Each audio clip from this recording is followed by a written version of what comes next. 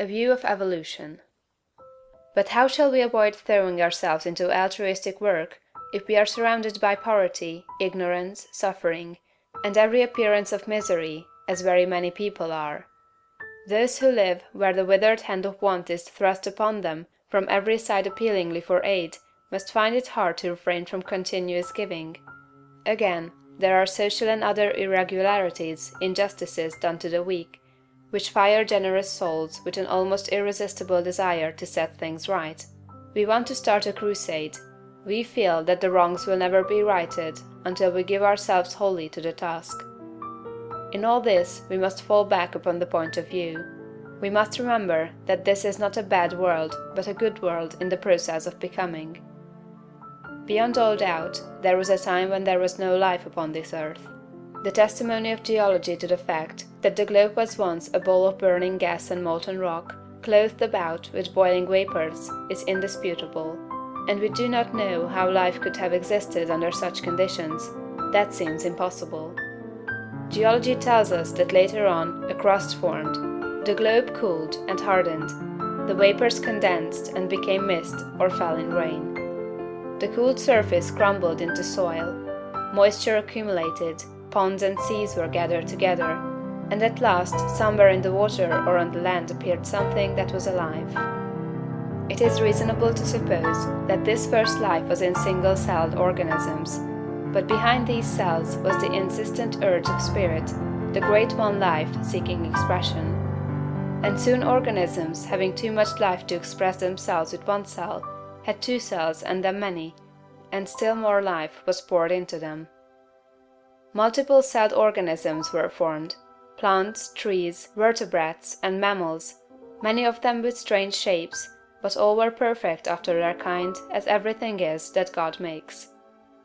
No doubt there were crude and almost monstrous forms of both animal and plant life, but everything filled its purpose on its day, and it was all very good.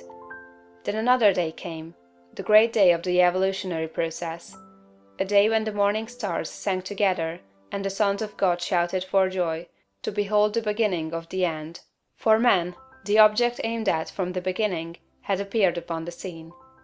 An ape-like being, little different from the beasts around him in appearance, but infinitely different capacity for growth and thought.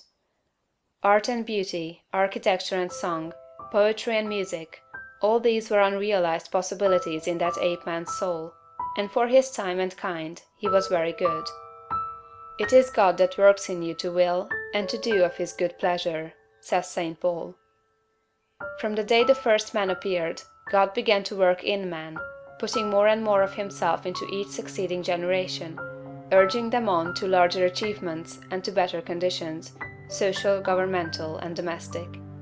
Those who, looking back into ancient history, see the awful conditions which existed, the barbarities, idolatries, and sufferings, and reading about God in connection with these things, are disposed to feel that he was cruel and unjust to man, should pause and think.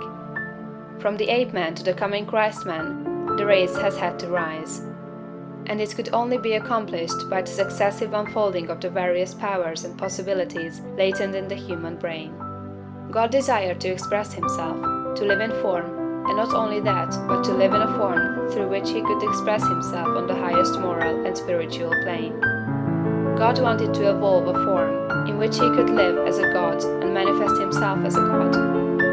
This was the aim of the evolutionary force. The ages of warfare, bloodshed, suffering, injustice, and cruelty were tempered in many ways with love and justice as time advanced.